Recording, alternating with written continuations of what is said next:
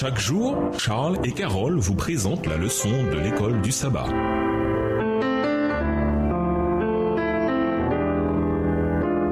Bienvenue dans votre émission. Dieu nous parle. Nous voilà à la leçon de jeudi. Expédient. Comme nous l'avons vu hier, en comptant sur nos propres forces, nous pouvons saper notre soumission à la volonté de Dieu. On peut aussi se fier à d'autres expédients. Quand certaines personnes se sentent déprimées, elles achètent quelque chose qui leur redonne un peu de bonheur. Quand on se sent incompétent, on cherche à devenir célèbre. Quand d'autres ont des difficultés avec leur conjoint, ils recherchent une autre personne qui leur procurera une nouvelle intimité. Parmi les choses dont nous nous servons, beaucoup d'entre elles peuvent contribuer à relâcher la pression, mais elles ne règlent pas nécessairement le problème et elles ne nous apprennent rien non plus qui nous aiderait à mieux gérer la situation si elle se reproduit. Seule une aide surnaturelle venant de Dieu peut accomplir tout cela. Le problème, c'est que souvent, nous dépendons de produits de substitution pour Dieu au lieu de dépendre de Dieu lui-même. Voici 3 expédients que l'on peut utiliser au lieu de dépendre de Dieu. Premièrement, utiliser la logique humaine ou son expérience passée quand nous avons besoin d'une révélation divine renouvelée. Deuxièmement, bloquer les problèmes dans nos pensées quand nous avons besoin de solutions divines. Troisièmement, fuir la réalité et éviter Dieu quand nous avons besoin de sa puissance. Zacharie nous aide à nous concentrer sur ce qui est vraiment important quand nous sommes tentés d'utiliser des palliatifs. Après de nombreuses années loin de chez eux, les exilés finissent par partir de Babylone et ils se mettent à reconstruire le temple. Mais face à eux, ils ont de féroces opposants à leur projet. On peut trouver un peu de contexte dans Esdras 4 à 6. Alors Zacharie arrive avec ce message,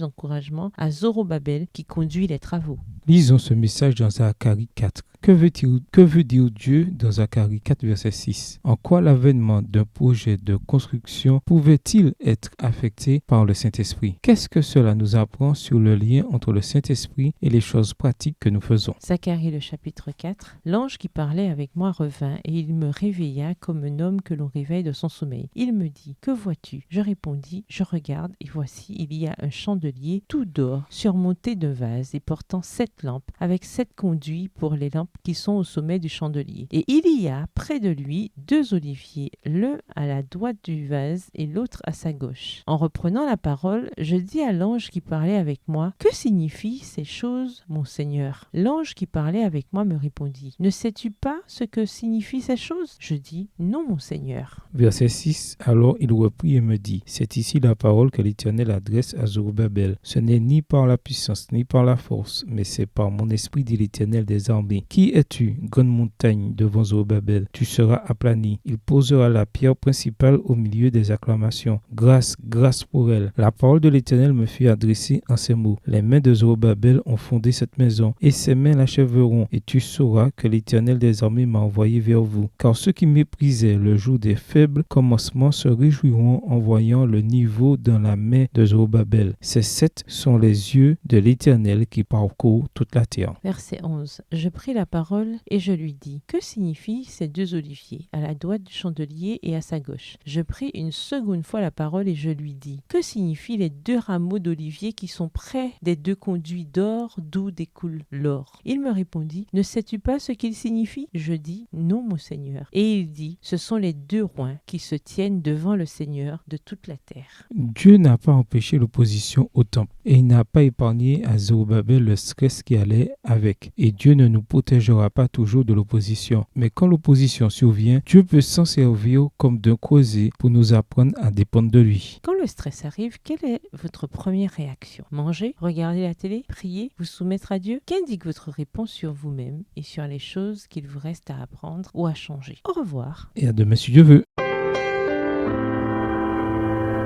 Dieu nous parle. Chaque jour, Charles et Carole vous présentent la leçon de l'école du sabbat.